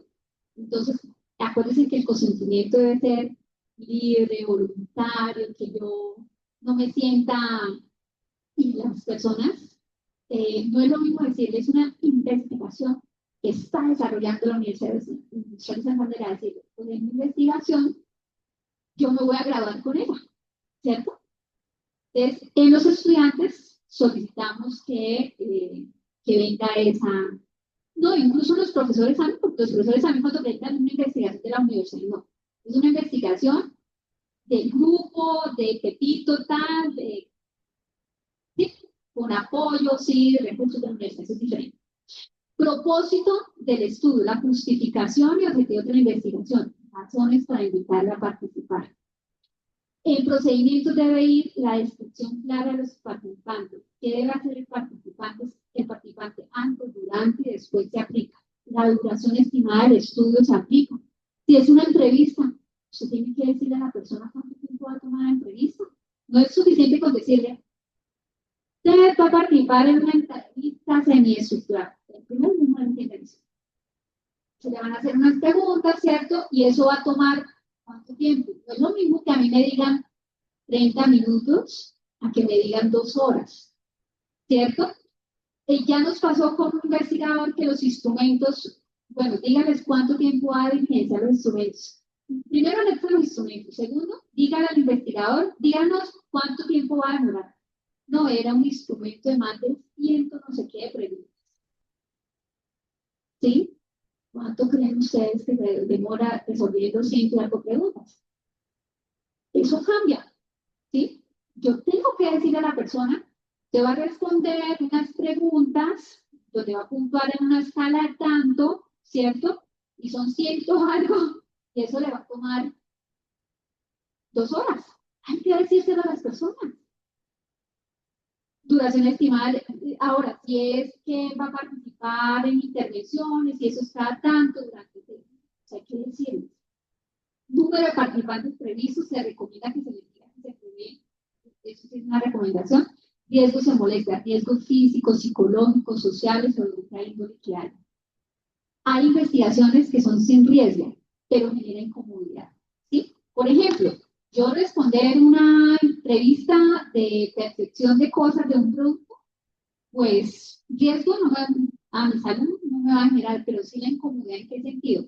Yo puedo estar una hora ahí preguntándome sobre el producto y yo, el tiempo mío, o, o estoy en una consulta esperando que me atiendan en el médico, en la consulta médica y me están preguntando cosas, ¿cierto? Con el afán de no puedo perder la cita porque es que la investigación es allá en salud. Sí, pues sí puede que no hayan riesgos para la salud de la persona, pero pueden haber incomodidades. ¿Qué ocurre si se generan efectos adversos? ¿Sí? O si se generan esas incomodidades. Entonces yo también tengo que decir cómo mitigar. Pues si las entrevistas de 2 horas, entonces yo para mitigarlo, yo puedo decirle a la persona, bueno, vamos a hacer descansitos, o que después reprogramamos una segunda parte. Sí, yo tengo que decir cómo voy a mitigar. Debe expresarse la voluntariedad y el retiro, o sea, que la participación es voluntaria, que la persona tiene derecho a retirarse o retirar sus datos en cualquier momento sin consecuencia alguna. Si existe, solo se aplica a motivos por los cuales el investigador podría retirar al participante. Eso solo se aplica en algunas investigaciones. Eso puede suceder, que se retire participante por un efecto adverso, sin una intervención, solo se aplica. Beneficios alternativas, beneficios individuales o colectivos. Muchos nos llegan y dicen, esta investigación tiene como beneficio la generación de conocimiento. No estoy diciendo nada. ¿Sí? En el principio de beneficencia se debe declarar, ¿sí? Ese beneficio tiene que ver con el principio de beneficencia, tiene que declarar de manera explícita si existen beneficios directos o indirectos para el participante. Si no hay indirectos, pues declaran. Si no hay directos, pues no hay directos. Pero sí pueden haber unos, si no hay directos, bueno, no hay. Pero sí pueden haber unos indirectos, deberían haber unos indirectos, ¿cierto? Deben, porque si no, ¿para qué hacemos investigación? Sí, siempre toda investigación debe tener un valor social, ¿no? Entonces, en esos beneficios indirectos sí se va a generar conocimiento, pero ¿para qué?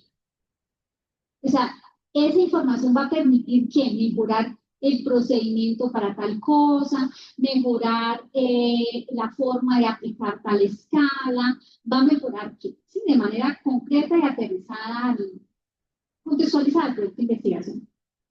La posibilidad de no tener beneficio alguno también debería ser declarado y aplica sobre todo para la salud alternativas si decide que no va a participar en la investigación, sobre todo en investigaciones donde se involucran procedimientos y perfecciones médicas. Debe estar la confidencialidad y privacidad, cómo se va a hacer el manejo y protección de datos. Debe estar declarado la anonimización, quiénes van a acceder a los datos, con qué fines. Mire que eso es algo muy importante porque nosotros encontramos en situaciones, sobre todo en salud, donde participan 6, 7 personas, ¿sí? Que es el investigador principal, los co-investigadores, pero además estudiantes, y todo el mundo metiendo manos en los datos, ¿cierto? Y entonces, ¿dónde queda la confidencialidad de la información? Por eso, cuando verificamos las investigaciones, les decimos al investigador que debe solicitarles un acuerdo de confidencialidad, ¿sí? Porque si no, todo el mundo puede con la información. Y esa es una muy buena práctica que los profesores deben aplicar con los estudiantes que cuando tienen, por ejemplo, auxiliares de investigación y demás, que firmen actas de confidencialidad.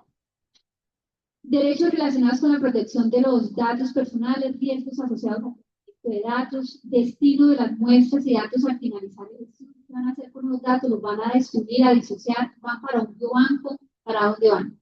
Finalidad de tratamiento de muestras o datos personales. ¿Quién es el responsable y el encargado de las muestras o los datos personales? El carácter facultativo de la respuesta cuando se trata de un dato sensible. ¿Eso qué significa? Cuando son datos sensibles, los participantes tienen derecho de no responder preguntas relacionadas con datos sensibles. Por ejemplo, si yo le pregunto cuál es su orientación sexual, si no me la quiere responder, no me la responde.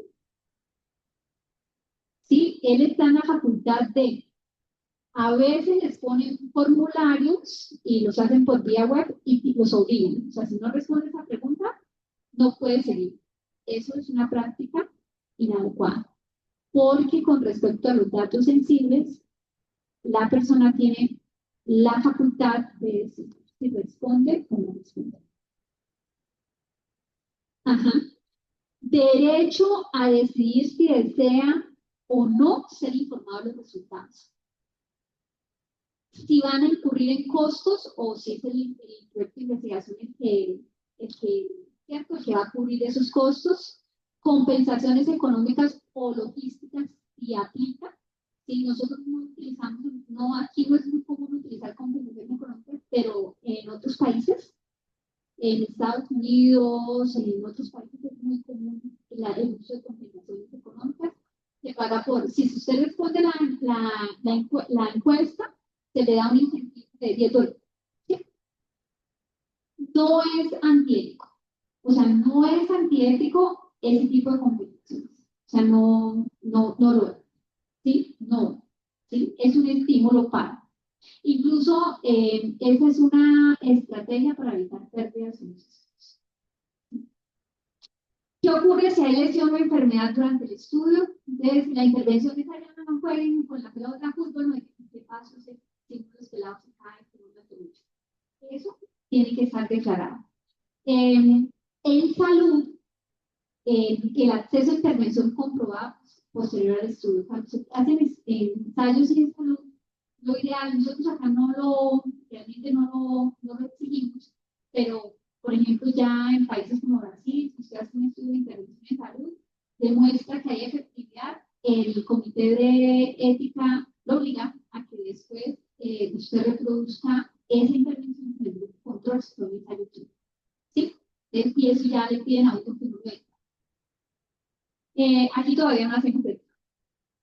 Resultados y seguimiento, información sobre hallazgos importantes durante el estudio, acceso a los resultados finales y ellos deben tener acceso a los resultados finales, contacto, datos de contacto del investigador principal, datos de contacto del comité de ética, firmas y declaraciones, declaración de comprensión, firma del participante, firma del tutor legal que aplica, firma del investigador, firma de los testigos.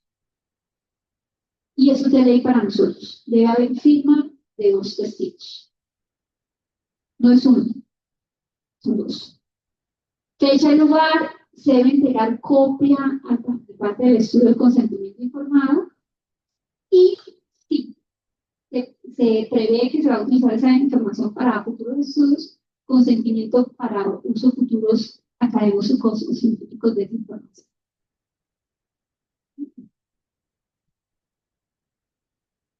El investigador, digamos que están reclutando 2 personas del staff.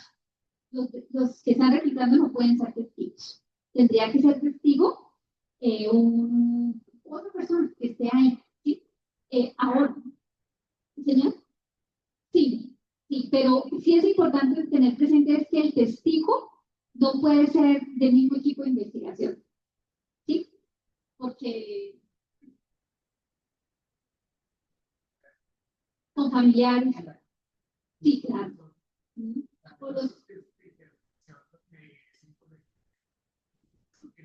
De que no sea de ese grupo. A todos. Sí.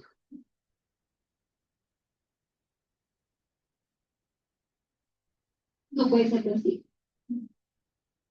¿Listo? Vamos a hacer un pequeño ejercicio. ¿Sí? ¿Alcanzamos? Una cosa que creo que es sobre todo para estudiantes, el correo personal no es el correo que deben dejar, es el correo institucional. Y una nota con respecto a los consentimientos o asentimientos. El lenguaje es importante, porque a veces tienen un nivel de lenguaje que solo alguien que maneja el área lo entiende porque utilizan acrónimos, cosas raras. Imagínense uno de química que lo lea una persona que no ve química, se pega la enredada sensacional. Entonces, el lenguaje debe estar acorde con las personas. Sobre todo cuando se hace consentimiento y asentimiento, el consentimiento y el asentimiento no son copia textual el uno del otro. Ni es el asentimiento, es el consentimiento con dibujitos, que a veces nos pasa, pero por ahí no. Yo quiero complementar. Ay,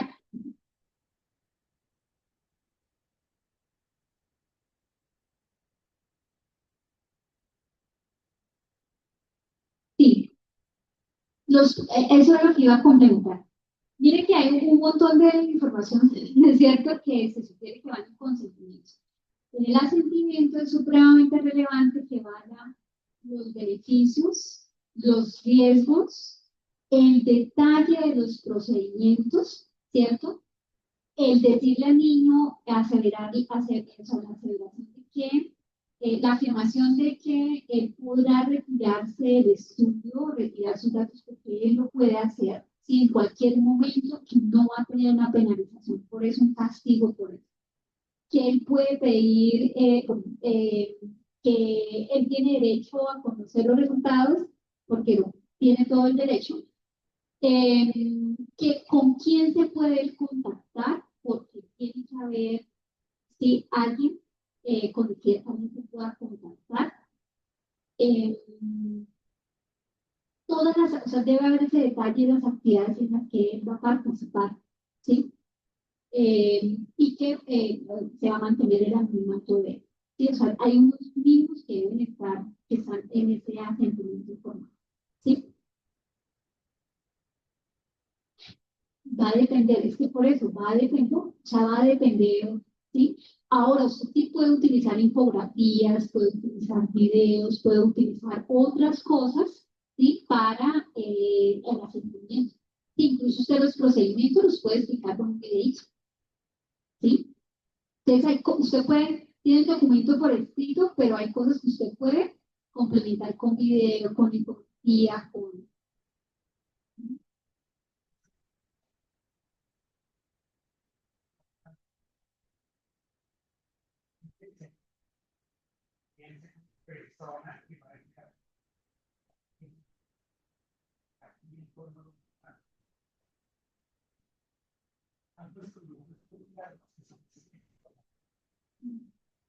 Y es una casa de los participantes. Depende.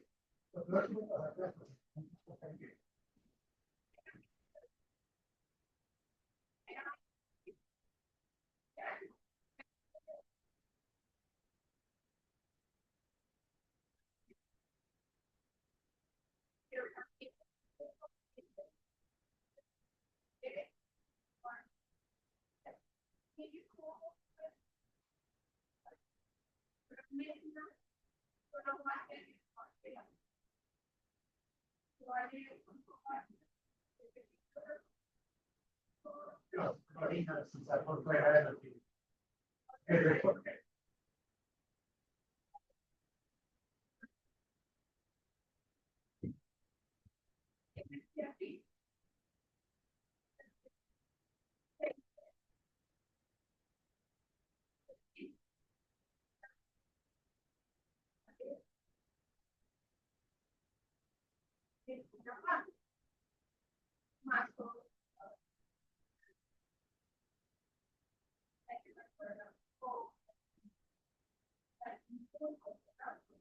Es que si no la persona no va a estar informada.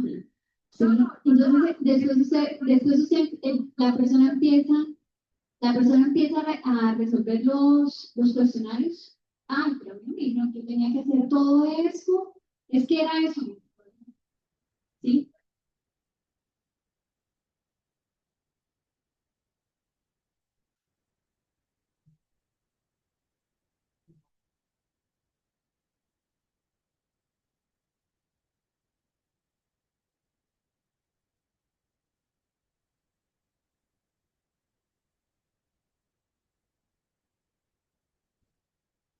Pero es que el consentimiento, si recuerdan con la presentación, no es entregar un documento, es un proceso dialogado. Entonces yo me siento con la persona y le digo, quiero invitarlo a participar, es una investigación que tiene como objetivo esto, no sé qué, usted se acepta a participar, me va a responder una entrevista donde yo le voy a hacer preguntas como por ejemplo, ¿qué tan difícil es para usted cuidar de su familiar? Esa entrevista puede durar alrededor de 30 minutos a una hora. Podemos acordar dónde desarrollar la entrevista se va a grabar. ¿cierto? La entrevista se va a grabar, los riesgos que pueden tirar atrás. Yo le voy contando a la persona, ¿sí? Yo le voy contando, porque no es entregar el consentimiento, es conversarlo con ella y después sí le entrego el consentimiento, ¿sí? Ojo, podemos tener personas que no saben leer y escribir. En las personas que no saben leer y escribir, vamos a requerir nuestros testigos, ¿cierto? Yo me siento y converso con la persona, yo cuento, le tengo que contar. Sí, para eso yo tengo los testigos. Para que los testigos dan fe de que yo no lo obligué a participar. Yo le cuento a la persona y resuelvo inquietudes. Si me tengo que demorar media hora, una hora con la persona, pues me va a demorar eso. Sí, porque esa persona tiene que ser consciente de qué es lo que ella va a hacer, ¿cierto? Y yo qué voy a hacer con la información de ella. No sabe firmar, se hace una firma a ruego. No, la firma a ruego es que se pasa una X, ¿sí? Y sobre el sitio de la firma se escribe el nombre de ella. Eso es una firma a ruego, ¿vale? No utilizamos huellas, no hay que poner espacios de huellas, eso no, es la firma a ruego. Una X, cuando vemos la X, escrito el nombre de ella, que pueda ser investigado, es una firma a ruego. ¿Listo? Pero sí tenemos que explicarle a las personas. De la forma como yo le explico, como yo le voy diciendo, mire, su participación consiste en eso, yo le voy a hacer unas preguntas, qué tal cosa, así en ese lenguaje debe estar escrito en el consentimiento. Aquí yo traigo un modelo de un consentimiento de salud. Tiene como 3 páginas, dice tanto y no dice nada. O sea, nada de lo esencial lo dice. Entonces, no se trata del número de páginas, sino de la calidad de la información que está en esas páginas. Hay un apartado que tiene que ir, que es tratamiento de datos. Es que toca ponerlo. Eso no lo inventamos nosotros. Es que hay que poner, eso dice la ley. Ahí está, es un párrafo importante. No es porque nosotros, es que eso es lo que dice la ley que hay que hacer. ¿Sí?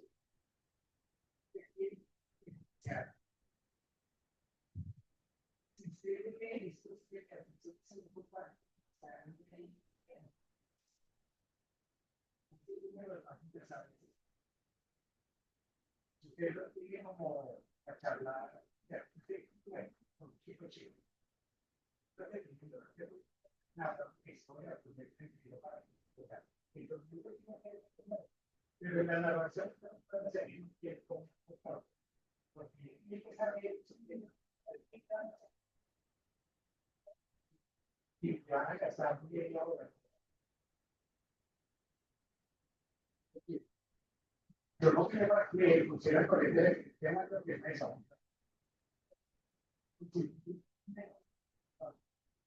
Yo no me informo para darle información a mi investigador.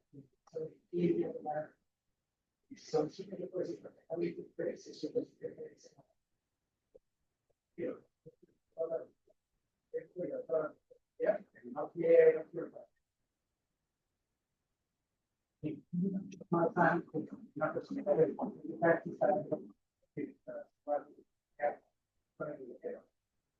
no sabe qué no es impegar hacer mensaje consentimiento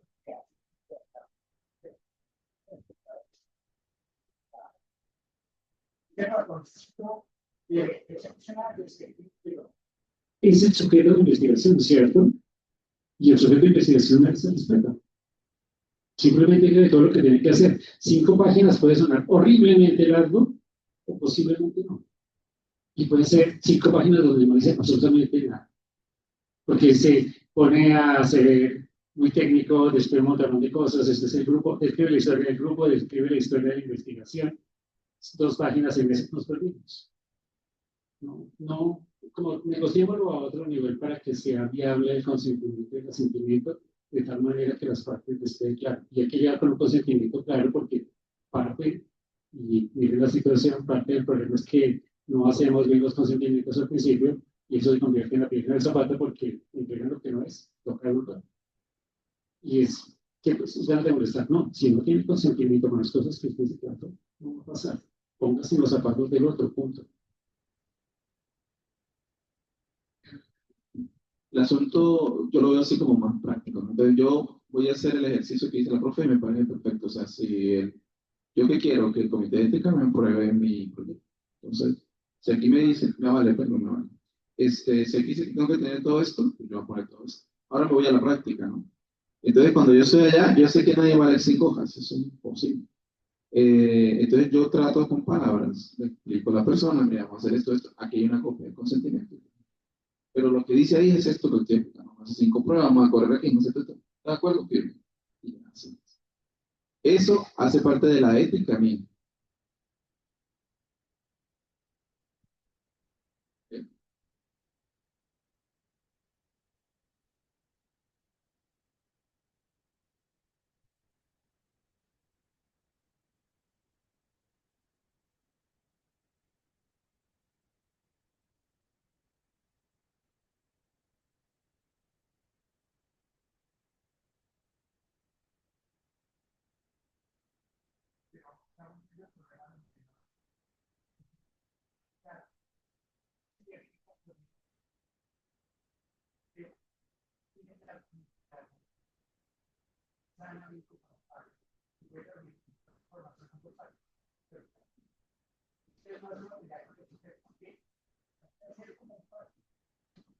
Dos páginas es como lo usaron, ¿no? Es como la de los que aquí es como que varias páginas no saben nada.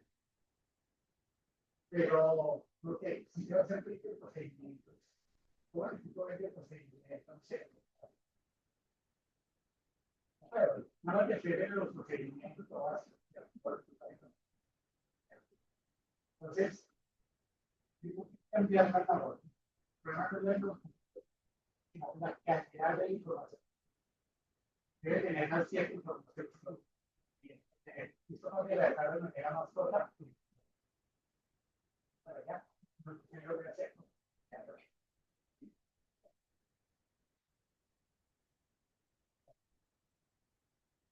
Pero repartirlo se va.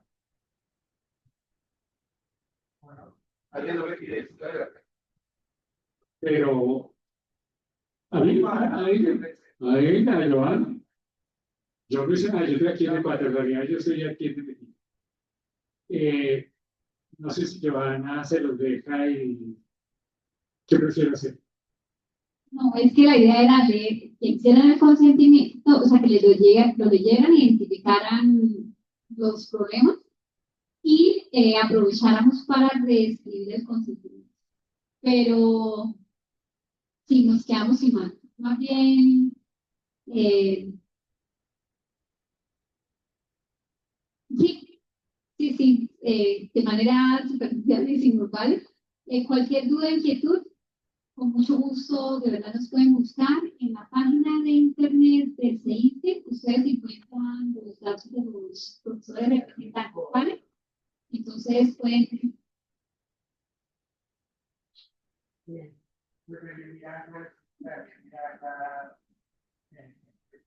Sí, yo soy de Joana, soy de la Facultad de Salud, pero igual si llegan allá no hay problema.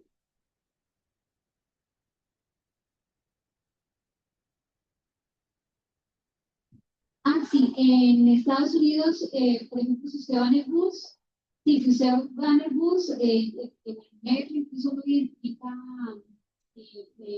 ¿cómo se llama? Afiches que dicen, estamos, si tienes problemas, si se le olvidan las cosas, tiene edad de intentar no sus cosas, estamos buscando. Puedes ingresar a este lugar que está donde insertar la información, allí encontrarás la información. Si respondes, si accedes, participar, no sé qué, entonces vas a recibir un estímulo de $10. Los estímulos los recomiendan, los estímulos cuando se mira, uno de los problemas que nosotros tenemos en los estudios, sobre todo cuando son de intervención, son y poblaciones no cautivas. Entonces, por ejemplo, los estudiantes son cautivos. ¿Sí? Las poblaciones no cautivas, ya afuera, que lo recluta adultos, jóvenes, los no cautivos, cuando son estudios de intervención, las pérdidas tienden a ser muy altas. Entonces, uno de los problemas que genera las pérdidas altas en los estudios es la validez de los resultados. Entonces, para evitar que se pierdan, se generan, se aceptan, ¿cierto? Se acepta que se les dé un incentivo. El incentivo es $10, ¿sí? $10 cada vez que pongan el estudio. Un incentivo en un estudio, por ejemplo, que leí sobre mindfulness aplicado en población, la muestra era más de 2.000 personas, era una intervención, era un ensayo comunitario, más de 2.000 personas por grupo. Entonces, el incentivo era para los que estaban en intervención, los que eran del grupo control no recibían nada. Los del grupo de intervención debían probar un aplicativo, ¿sí? Que, para hacer mindfulness. Entonces, el incentivo que ellos implementaron era que después del estudio tenían un año gratuito para acceder al dispositivo. ¿Sí? Esa es una forma de incentivo.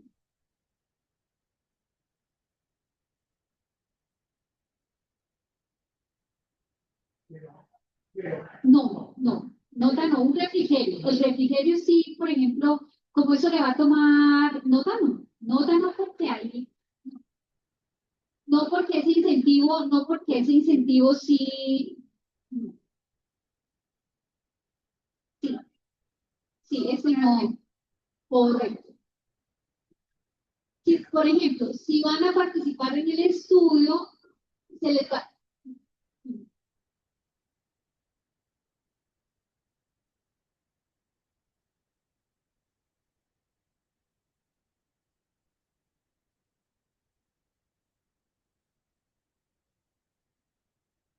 no, no, ahí no porque hay desventaja con los demás. Sí. Diferentes, como una exposición. Como cada vez que los chicos vengan, ¿cierto? Cada vez que los chicos vengan al laboratorio y como la actividad se van a desarrollar dura 2 horas, se les entregarán prácticamente. ¿No?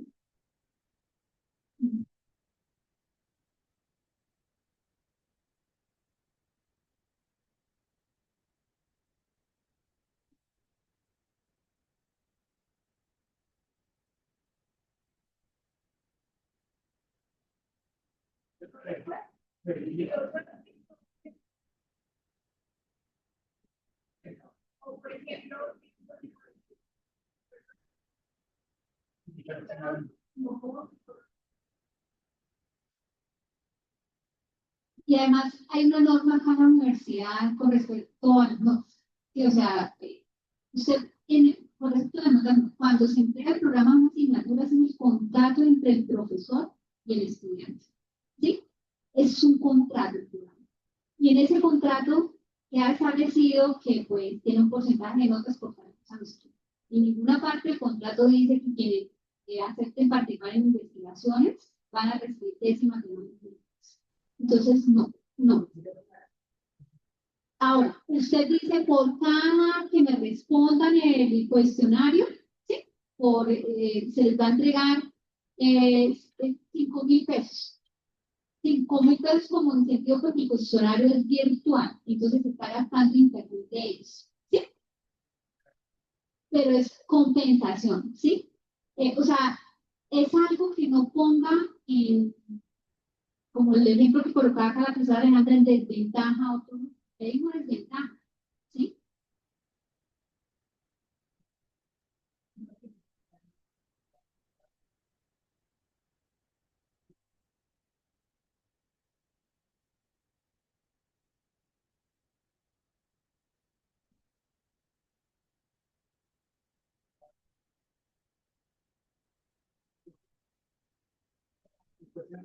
Yo lo he hecho después, por taxi, yo lo sé,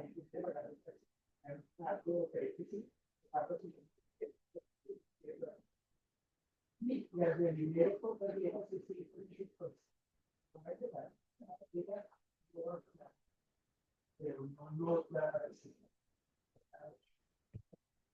con minutos y nueve.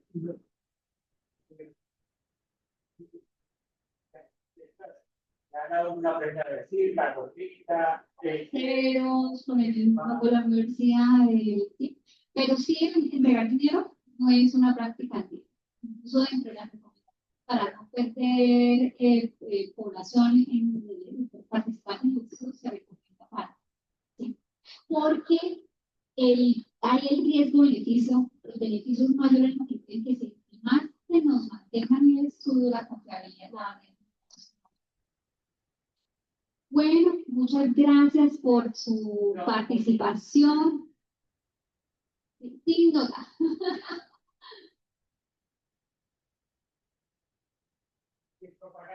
Oh,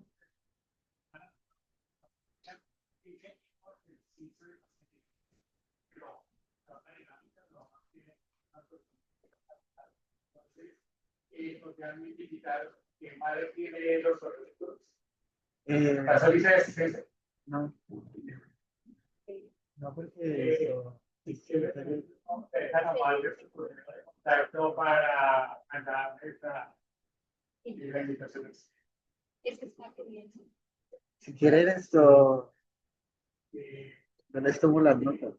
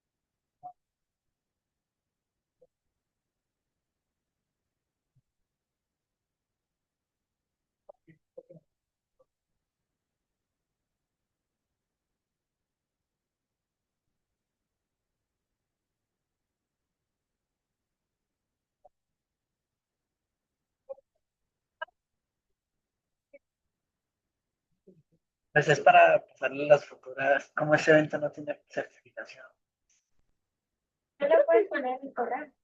para que les lleguen las... Para que vean las otras convocatorias.